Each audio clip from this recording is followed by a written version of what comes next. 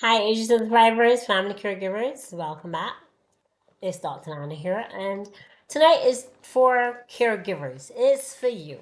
I know this channel we are a combination of everything: agent, living agelessly, family caregiving, entrepreneurship, bridging generational gaps. But tonight, well, it's evening my time, so good morning, good evening, good night. We're going to talk about scheduling. We talked a little bit about scheduling before for caregivers, but that was more to do with your scheduling around your caregiving.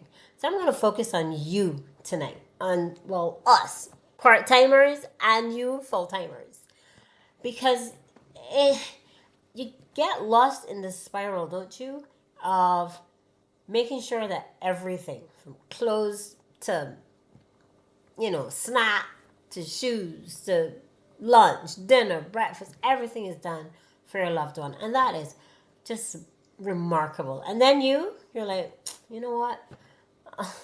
I'm just going to look for a skirt that might not need pressing or pants or maybe I'll just put on those jeans again. You know what I'm saying? So we need you to be as fractious. Yes, that is a Barbadian word.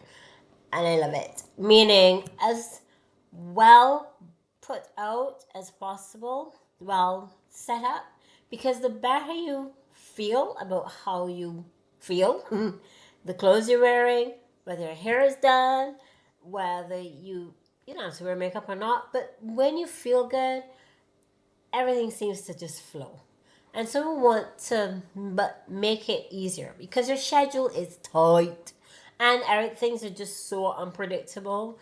But at least it gives a schedule, gives you some measure of control rather than just getting up and as soon as you wake up, you react to the day.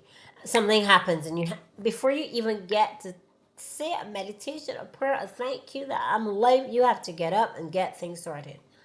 Let's calm that down so that you have time for you. And you know what? We're going to talk about three things that you can make a schedule for. And we're talking not just for the day, for the week. Why the week? Because then it's 7 days. You just got to look at what it is and follow it. And our brain just loves and follows, thrives, and is nourished by patterns and consistency.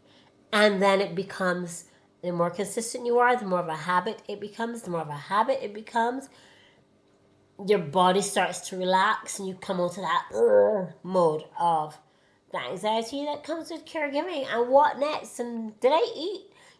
We let's just press pause on that. We just have it's time for you to it's time for you right now. And there's a bonus as well. So let's start with, so we're gonna do three things: clothing, laundry, cooking, meals. So let's start with clothing. I mean, you may not want to have on what we call silk and ermine. We don't want to be in diamonds and jewels when you're doing family caregiving. This just might be impractical. It will be impractical because you have to feed your loved one. Some of you may have to bathe, even if you have a helper, a carer, or you have another family member who comes to assist, which is a blessing, who helps out. You still, you want clothes that are sturdy, hardy, that can wear. So you're gonna use your best set of your, you know, non-torn, no holes, no tears, no fades, no shirt that looked like it was way back before you were born, and you're just like, well, I don't really want to throw it away. No, no, no. We taking out all the old and in with semi-new. So we want you to have, and t-shirt material is obviously the best, but some of you like flannel, cotton. It's getting really hot in the Caribbean and elsewhere, and so you want cotton and something that's breathable. Nothing thick, nothing long sleeves, nothing jersey, just breathable. So that would be, and you want your schedule for the week. So you're going to have a planner. It does not have to be big and direct like how this planner is scheduling every single hour.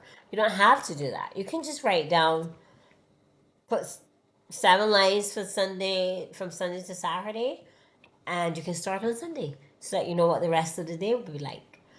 And say, and jeans. So remember, you want the top to be easy, you want the bottom to be easy. Don't forget the underwear, ladies and gents, and gents who are caregivers, because you have those laid out. You don't have to even think about what to put on. And you know what? They're going to be things that you like. They're going to be clean. They're going to be well put together. You know you feel good in them. And you're going to already, your day has already started with one less item on the agenda. And guess what? This item is for you. So you're doing it for you. That automatically gives your brain like a ding ding ding reward, releasing dopamine and all those good feel good hormones. So you already start your day with a smile. Let's hope. Just give it a try. Hey, it works though. So we've done clothing. And clothing is outer and inner. You also want to make sure you don't have to put down what hairstyle you're gonna do. You just probably have your hair up or in one or in two, ladies or gents. That's probably easiest for you, depending. Just an easy hairstyle. You're not gonna be doing any big sets of styling up and so on. That's not practical. We're doing the practical things here. And but just in case someone comes to the house and you may not be as fancy in your hairstyle as you'd like to be, always have a nice scarf, ladies, just to put around so it always looks, at least, you're well done. That's the clothing. What's the next thing? Laundry. Well, we don't, it goes without saying that there's probably laundry every single day in caregiving, because you got the sheets, you got when you change, you got their clothes, you got to account for spills and thrills when after feeding, after eating, after meals, and drinking any drink that they may have. Something might happen in the middle of the night, and you have to add that to the laundry. So, laundry, you may have to set aside a small daily portion and then a weekly portion. But depending on the amount of soil, some people just do laundry for their loved one every day. You're not going to mix your clothes with theirs for sanitary reasons, of course. So then what do you do with yours? Well, hello, remember, you just have like 7 sets of clothing that you've already put out. But if it's jeans, you could wear the jeans 2 or 3 times. So that takes that load off. So schedule your laundry day. The laundry day. But if you have small items that you say, well, you know what, I don't really want these lingering. So especially underwear, so you may want to do those every day. But your shirts and pants or a skirt, you want to do those. You can schedule those for a particular day in the week that is the least heavy. Because trust, in caregiving, they ain't no light days. But one that you have found that is least heavy. And if you have a family member who's doing laundry for you, but hey, make it a weekly, that could be a weekly thing. And for those who do have that, wonderful. And those of you who can't help, that is just amazing. Love when that happens. Teamwork makes the dream work. So laundry, we've done clothing. Final thing is, well, final on the to-do list is meals. Your loved one has already been prepared. You've probably done set what they're gonna have: breakfast, lunch, dinner, their softer foods, the drink, to make sure they're hydrated, especially as it's summer and it's getting warmer. It's getting warmer for sure. So make sure they have their fluids. What about you?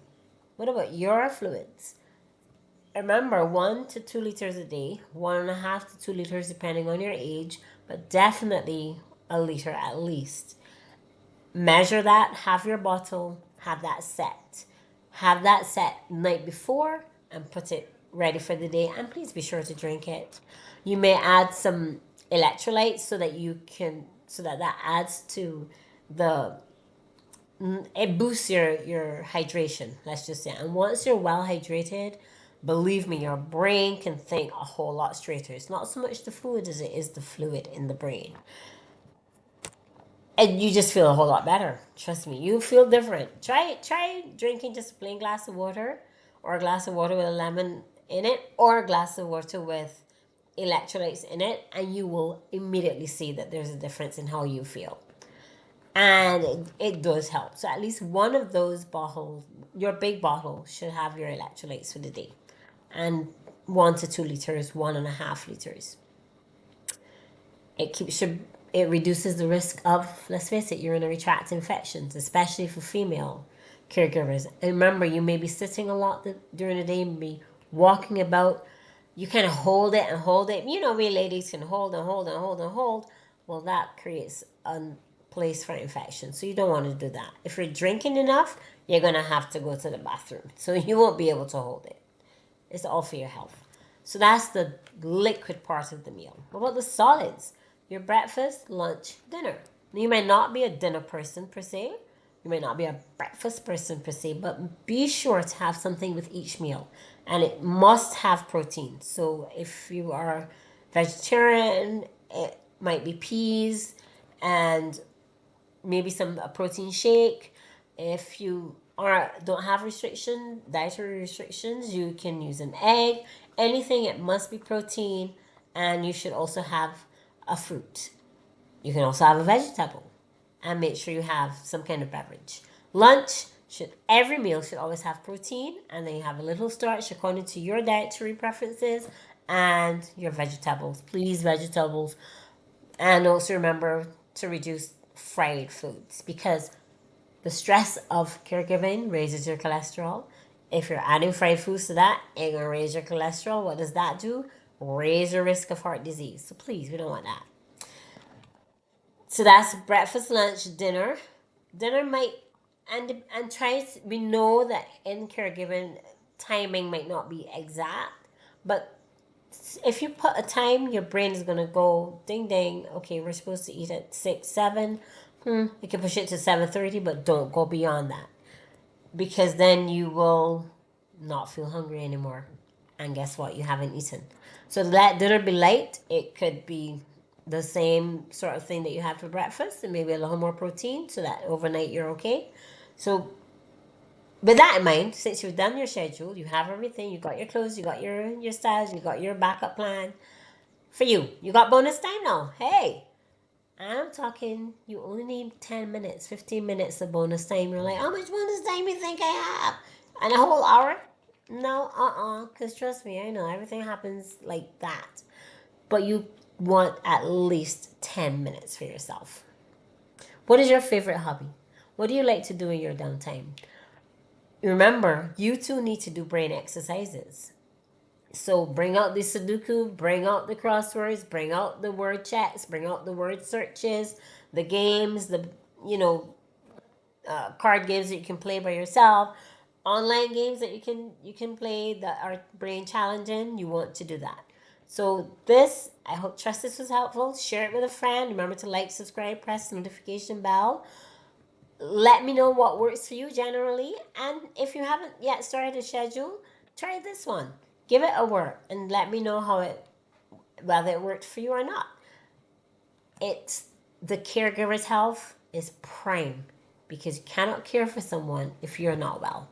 From my heart to yours, Dr. Lana, wishing you a pleasant, wonderful, fun-filled, ordered week of activities. Have a great week. From my heart to yours. Mwah.